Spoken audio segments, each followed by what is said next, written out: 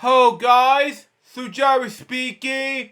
Welcome to LJPCBM 100470. Today we're back to the Very OddGamer Hotel Mario with Shelfware. Episode 77 of this Very OddGamer episode. We had this begin We had this begin in 5, 4, 3, 2, 1, go. Wow, okay. While we're here, folks, I'm gonna eat my pizzas while we're at the subject. So, this won't take me some time, and it takes me a while to eat the pizzas. So, there you go. Let's continue on. Thank you. Well, hang on, 1 second. What is this? Thank you.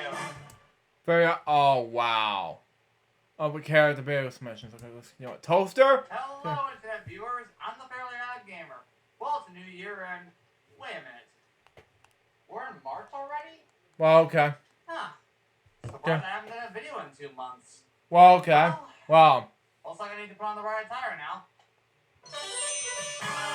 Wow. Perfect. Yeah. And last year I did March show with a guest reviewer. I wonder if he's interested in doing it again. Oh, hey, gamer. Nice of you to invite me for another month of Marchio. Wow. Please tell me you're not doing that voice all month. Oh, no, don't worry about it. Oh, Wow. good. So without further ado, it's a time for Mario! Yahoo! Wow. Wow.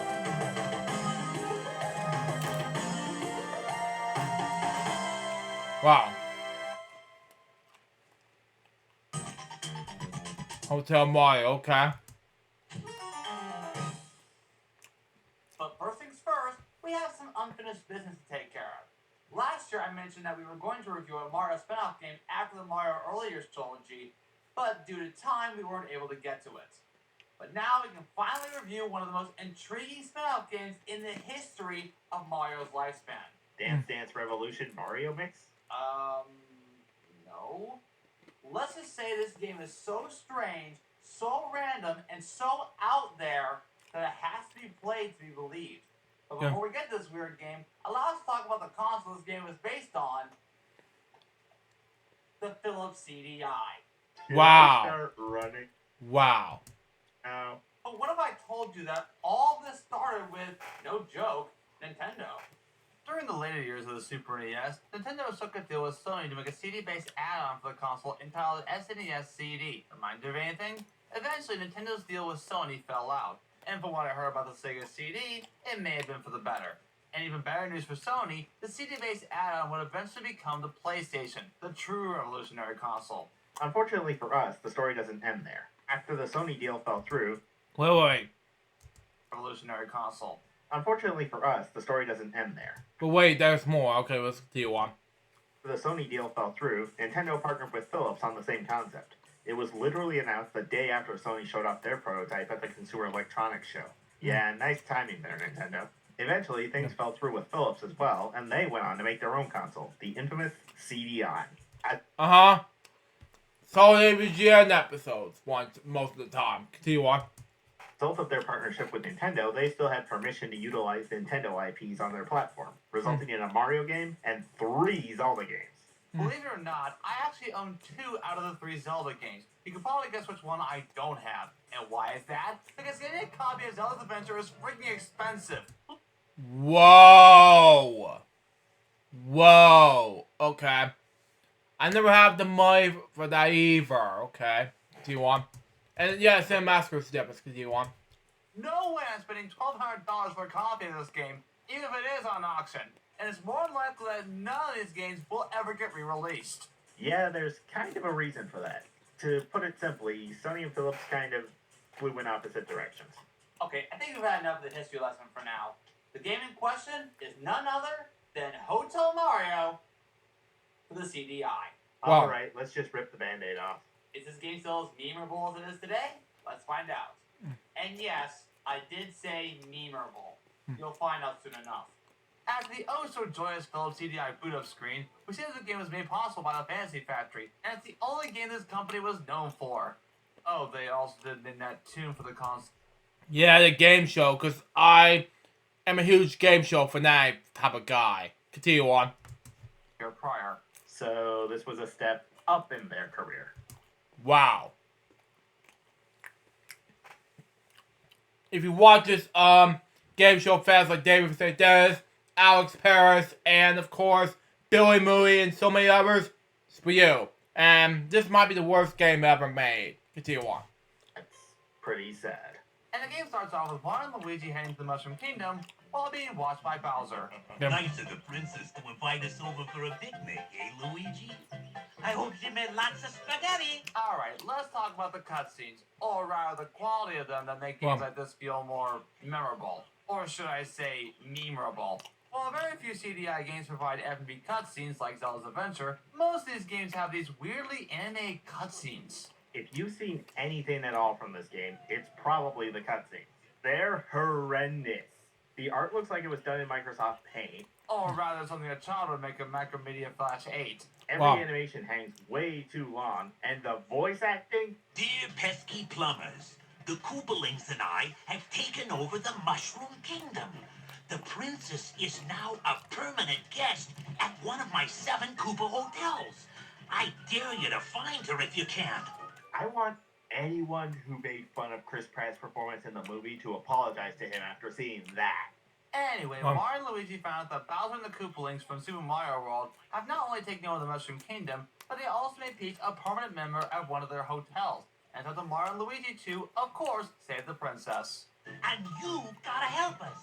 If you need instructions on how to get through the hotels, check out the enclosed instruction book. You mean the manual? Nobody reads the manual! Wow. Let's get started with the first hotel of the game, Morton's Wooddoor Asteria Hotel. Looks kind of peaceful. Looks at the ceiling when Koopas are involved. That's racist, Luigi. Instead of blowing a Yeah, it's like that racist kid. See, what's going on? Mo, what are you doing? Oh, thank you. Count Paris, ladies and gentlemen. See what? That racist kid is like, that's racist. Continue on. Paul or even passing through a giant gate, you have to close all the doors on every floor while under a 200-second time limit. That's it. Also, I forgot to mention that the CDI control looks like this. A medium-sized tablespoon with the buttons clustered around the control pad. Wow. Okay. However, for this review, I'm not using this controller. Wow. Because of the adapter I got for... Is that a girl screaming or something? I don't know. Let's continue on. However, for this review, I'm not using this controller.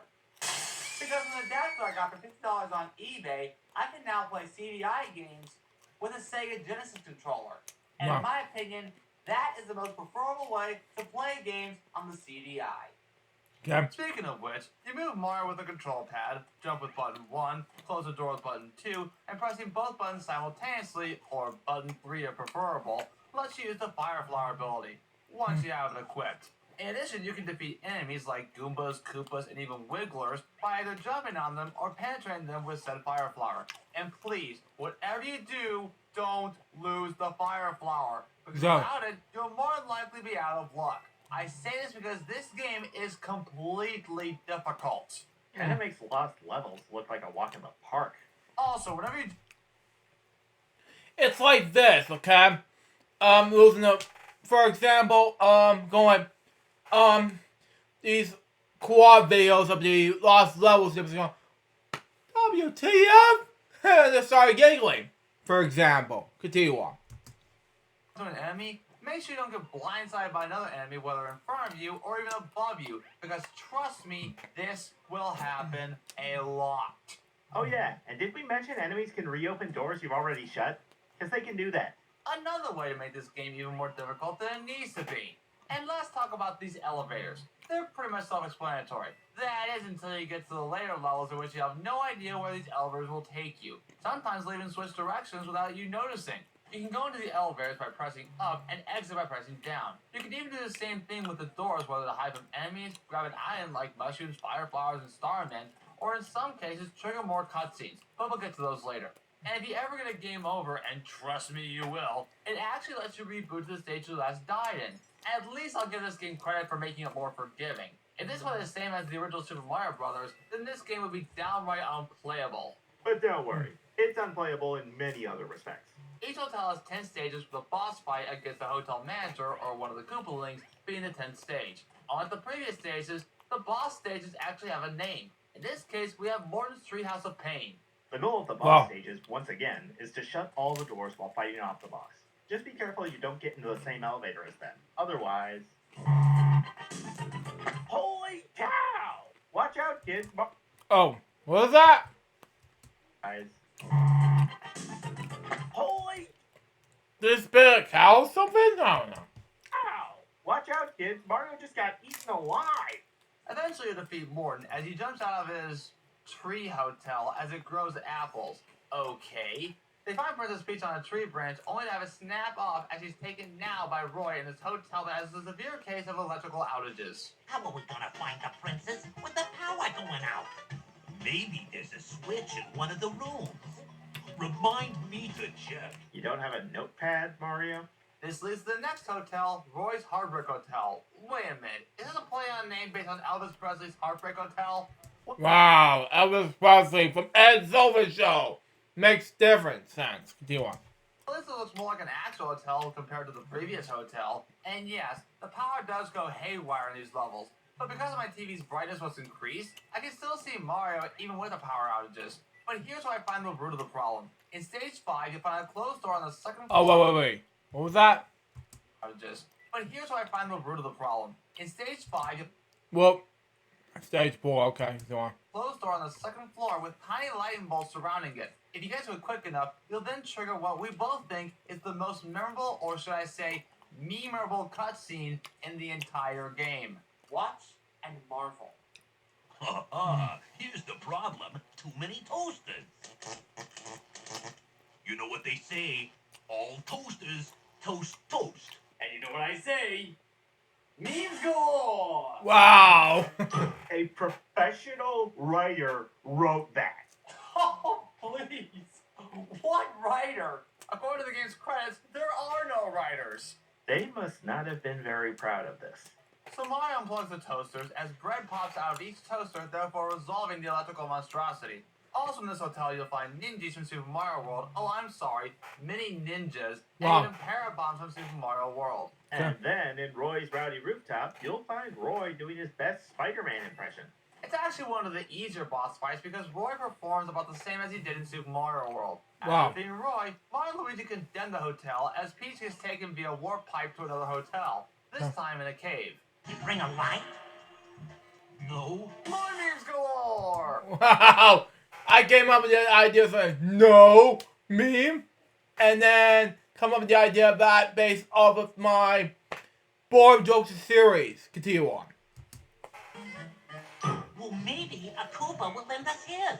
If we persuade him. That oddly threatening remark leads us to Larry's Chilton Hotel. Okay, hang on a sec. Is every one of these level names going to be some kind of hotel pun? Also, if the stage says Larry's Chilton Hotel, then why does the cutscene say Larry's Cave Hotel, where this mine is mine? It's just amazingly consistent, isn't it?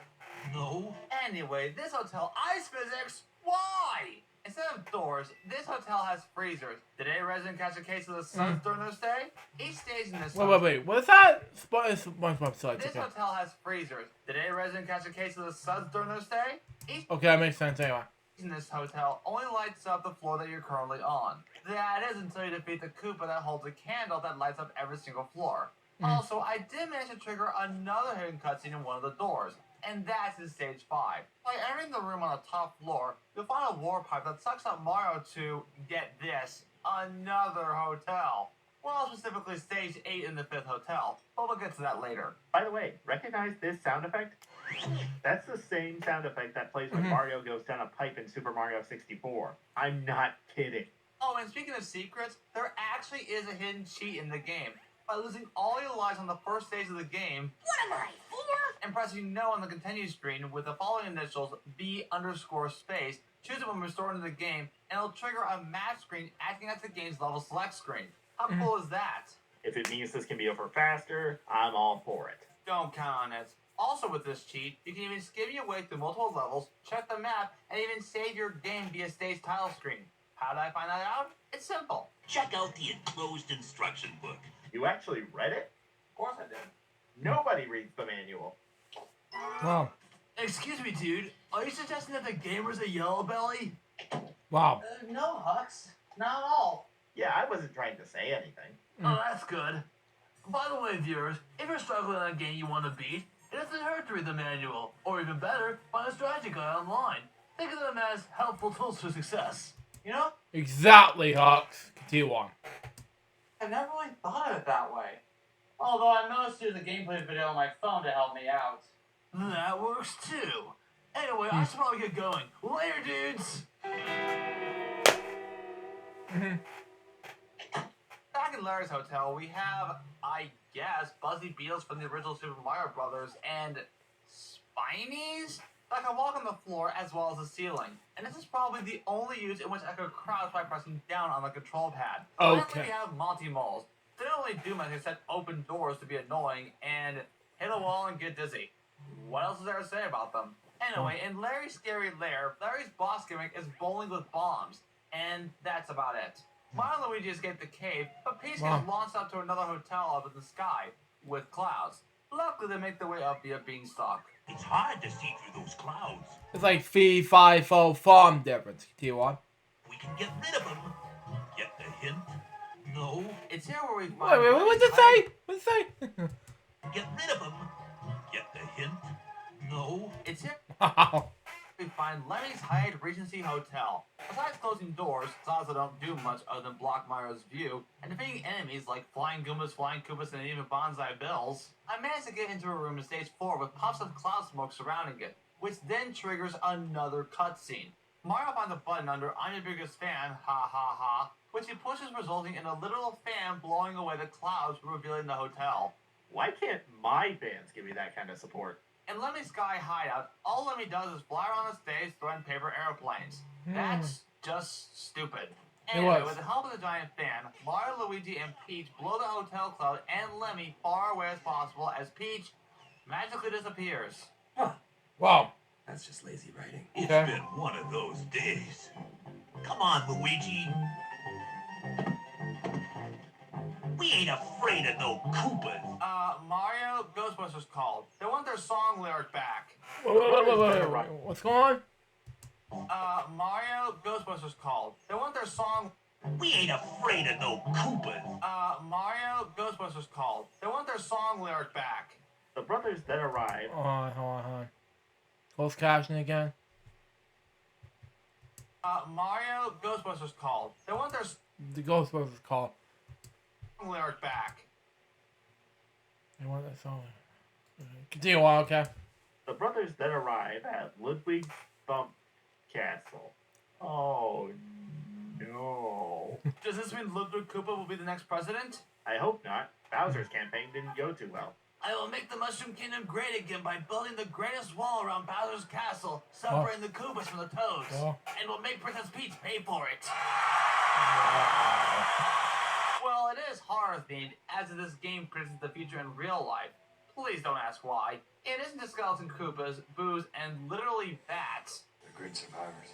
There's also doors that tend to vanish every so often. However, in stage 9, entering a secret room in the middle of the 3rd floor triggers yet another cutscene in which Mario finds Ghost Cologne. Wait a minute, Bowser has actual medicine? Okay, in the comments right now, what do you think Bowser's prescription is for? Anyway, Let me just write it right now.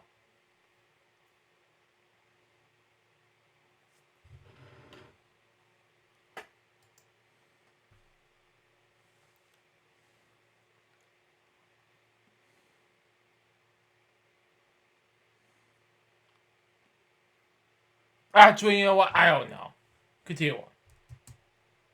Man, no. I said continue on. I not say write a comment. the Cologne stops the vanishing doors. In Ludwig's frantic lab, Ludwig will prove he's the better president by firing a bolt of lightning via his lightning rod, I guess, at Mario every time he enters a line of sight while also opening doors. Maybe that's what happens when you don't vote for Ludwig. So unless you know what you're doing, this boss fight can be challenging. Eventually you end Ludwig's presidential campaign by having the hotel literally crumble to the ground. And then we have this. Look, Wendy's hotel. Be careful. Wow. When you pinch Wendy's pennies, they pinch back. This is a family game, right? I don't think it was meant for anyone. What did he say? Look, Wendy's hotel. Be careful. When you pinch Wendy's pennies, they pinch back. This is a family game, right? I don't think it was meant for anyone. In actuality, it's called Wendy's Blitz Knowlton Hotel. Is that what Pierre Boyle from Young Frankenstein calls it? Yeah, that huge classic movie. Watch his dad. It's for you. Continue on. Wow. In this hotel, you'll find bellhop Goombas, prom Koopas, blue mecha Koopas, Goombas dressed as Elvis, and finally the penny. Yeah, Elvis. Like, I might have Rudolph Rick and Bass versions like these cool, but it's like Christmas Eve, da da da da da da. Anyway, continue on. Anyway. Think of them as coins. About with Christmas evil pies. faces. Anyway. Anyway. Goombas dressed as Elvis, and finally the pennies. Think of them as coins with evil faces. Okay, Well, wow. that's different. However, in Stage 5, I found out that one of the rooms actually holds the real coins in a literal piggy bank. Wow. This is where Wendy's hid the real coins. Also, this is the first hotel in which closing all the doors doesn't end the stage. Oh no. Instead, it takes you up to higher levels of the stages. But on the bright side, the timer does reset. Forgiving, yes, but still not by much. Oh wow, a level with 2 screens? This game is really pushing me up. Whoa. Okay. Oh, now. As for the boss stage, it's literally called Wendy's Sweet Sweet. What Wow. Wendy does is blow kisses at Mario, whether by flying pink hearts or red lipstick hearts that hone in on Mario. But at least I can avoid them by hiding in one of the doors. Getting to the top floor allows you the opportunity to stun Wendy and close the remaining doors up top, possibly ending the stage if you're lucky. Wow. That wasn't so hard, was it? No? Both the Wow. hotel and Peach disappear as Mario and Luigi hear Bowser's laugh coming from a giant castle-looking hotel. This is it, Luigi. Remember, where there's smoke, there's fire. So memorable that even our Zeb made a callback to it. Wait. There's fire. So memorable that even our Zeb made Be careful where there's smoke. No, that is the right phrase. AI. You know, comments of the whole stop, drop, and roll. Continue on. back to it. For those who are unaware, Ours at the Jewel of Faramore is a spiritual successor to the mostly known Zelda CDI games Link the Faces of Evil and Zelda the Wand of Gamelon, both of which I own. And from what I've heard, this game is actually pretty good. I suggest you check it out whenever possible, or perhaps I could even review it for the channel. Think we can get back on track? There's only one hotel left. Oh good, we're finally getting close to the end. This leads to the final hotel of the game, Bowser Caesar's Palace Hotel. Oh great, now we've got Caesar's Palace, and by looks alone, it feels like hell. Like a certain Wow. restaurant in that very hotel. Yeah, kind of reminds me of the whole, in Super Mario Brothers AVGN episode, supposed to, H-E-L-L, and alphabet-wise, so say, 12 letters the alphabet, L, E is, 5 letters in the 5 letters, and, A is, H. What's that spell? Hell! Something like that. Continue on. Wow. You know what? Please don't cast Gordon Ramsay in the next Mario movie. He should Thank have you. shown Louis in the live-action Little Mermaid remake, and even that didn't happen. Unfortunately, yeah, that chef passed away in 2019. The voice actor, who did Chef Louis, yeah, he's sadly missed, you know. I just don't know what to do next. Continue on. Anyway, final verse, same as the rest. Shut all the doors and get to Bowser's barbecue room where you find Iggy in a Bowser mask. Huh. Wait. Maybe that's what Wait, what did you say? You find Iggy? Okay, let me get this straight. It's going to remind me of Izzy Stradlin from Guns N' Roses. Continue on. the inspiration for the Jewel Lock mascot. Also similar to the previous hotel, each stage has 2 screens with hotel floors. However, this hotel features every single enemy in previous hotels. Jeez, Wow. Bowser really knows how to make it hardcore. Also, this is the only hotel in the game that does not have 10 stages. Instead, it has 15 stages, including the final boss stage. But back to Bowser's barbecue room, Iggy as Bowser can hop from floor to floor and send in lightning bolts that hone in on Mario's position. Closing all the doors causes Iggy to unmask himself as Mario heads on up to the It's like, easy, when we go away. Continue on. edge of floors. It's here where he fights Bowser looking much better in game than the one cutscene he appeared in. Wow. Most of the characters do. Honestly, the sprite art isn't that bad. If not, I'll be right back. Hang on. Okay, let's continue on. horrendous cutscene animation, I'd say this game looks pretty awesome. I mean, to be fair, it does resemble that of the classic Mario arcade games. But this is not the mid-80s. This was 1994 on a new generation console. Oh, wait. 1994? Hold on. Hotel Mario.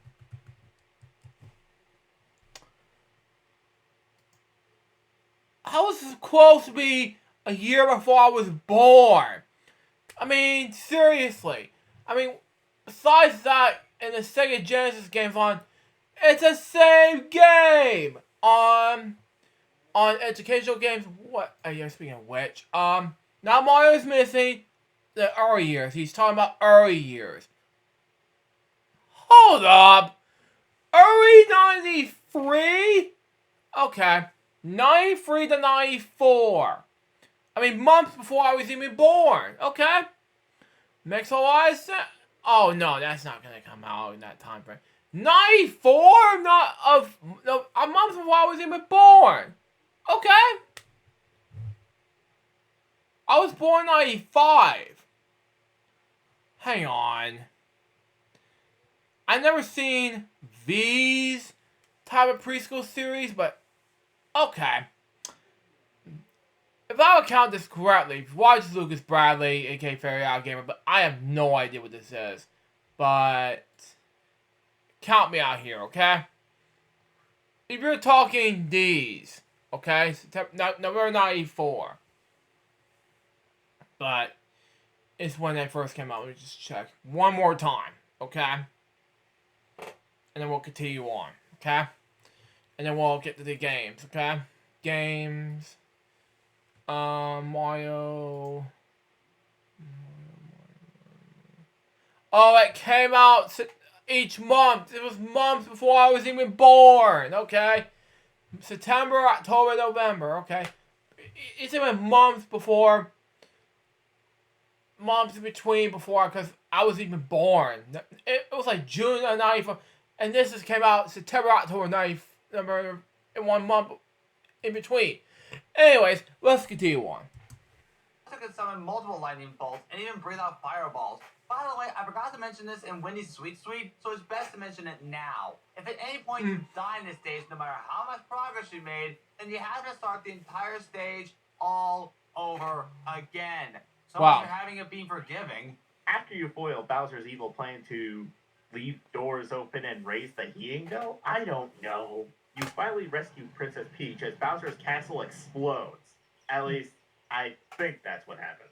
It looks more like it disappears in a puff of smoke, like some kind of bad stage magic act. It's kind of like a Wicked Witch of the West, castle from the Wizard of Oz 1949 movie. Continue on. At least the Mushroom Kingdom is back to normal, as Peach can now rule the Mushroom Kingdom without any Koopalings around. But not until she kisses Mario and Luigi. And my thanks to you, too. You're the best player ever. Yeah, I'll just take the Euro Super Player written in coins, thank you. And that was Hotel Mario. Good job! What a piece of garbage! I would agree with you, but in all honesty, that's what makes it more memorable. This is definitely a game that has to be played to be believed, and it primarily involves one thing: the cutscenes. Look up any meme or out of context clips you find online. Most of the time, you'll find a clip from one of these cutscenes. But other than that, the game itself is okay. Not good, but okay. The level and sprite design look pretty good, and I actually like the design choices made for each hotel. As for the gameplay, I also find it okay, aside from the difficulty spike. I think that alone kind of ruins it for me. Had the brutal difficulty been thrown aside, then I think it would have had potential of being a good game. But again, the difficulty spike is what made it the game that it is. I don't mind the game's music that much, but it's not something that I really jam to. Is it the worst Mario game of all time? Barely, but no. I still think the Mario earlier trilogy is still the worst, but only by a slight margin. As I mentioned earlier in the episode of LJPCBM. Okay, September 94, because I was like months away from born. In 95. These came out in 94, but my impressed. Continue on. Mario is playable, somewhat. For the majority of the Mario earlier trilogy, you're pretty much doing nothing. Overall, Hotel Mario is an okay game. If Nintendo ever decides to re-release this game, assuming they do, then it'd be nice for them to make some changes and perhaps make it a bit easier so that way it'll be fun for all ages. Yes. But from what we have, it's probably not a game I recommend unless you're really curious. I do agree that the cutscenes elevate this game to a so bad it's good level.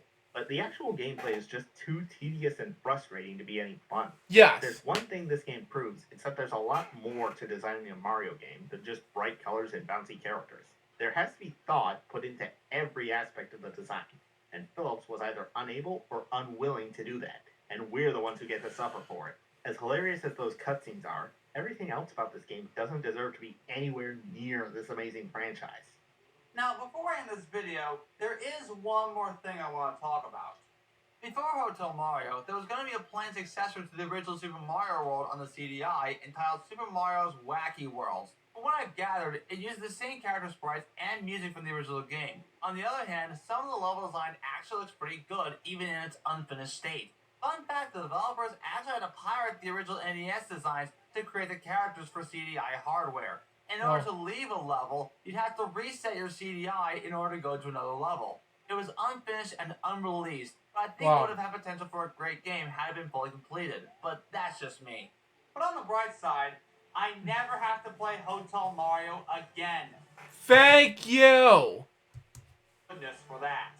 Now, throughout the remainder of this month, we'll be covering Mario games that are remembered for good reasons. Until then, I'm the Fairly Odd Gamer, and I wish you all good luck for the rest of your day or night, wherever you are. Take care, everyone. Okay. Makes sense. Hey everyone, Sonic here. In addition to the usual like, subscribe, and bell ringing, feel free to support the channel on Patreon. Being a member gives you exclusive access to a Discord server, extra bonus features, and your name being seen right next to me, like Luke Jeffers. Like Thanks me, for okay? Thank you! I appreciate that. video, supporting the channel, and you know what they say, all toasters toast Sonic Toast. So that was Hotel Mario with Sonic Flare. Very Odd Gamer episode number 77. This is new to Very Odd Gamer. I was like speechless at this point. The newest Very Odd Gamer episode. It's like, wow. I cannot believe this. You know? That's just me. That was LJPCBM 1,470. Hope you enjoy it. Stay tuned. Next going to be full reviews. There'll be 3 brand new full review episodes for you to cover. Not one, but I'm not sure what it is yet, but possibly Cowtail's Strawberry Smoothie. Not my excuse me. I gotta finish editing this episode of LJPCBM for you all of you to enjoy, but possibly get ready for 3 episodes of full reviews. 2 more episodes of full reviews to you guys to enjoy. We'll see what happens. Till next time, so just Bob's baby. You always be asking me so. Say out. See ya.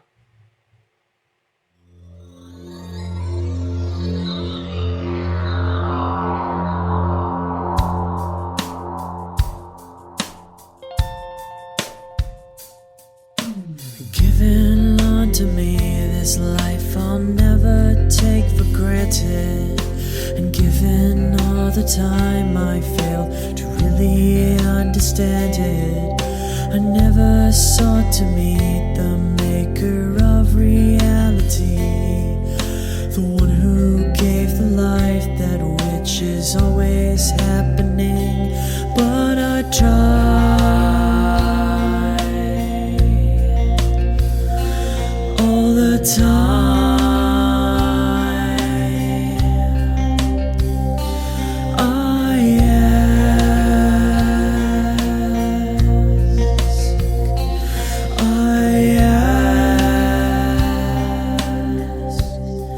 Why me?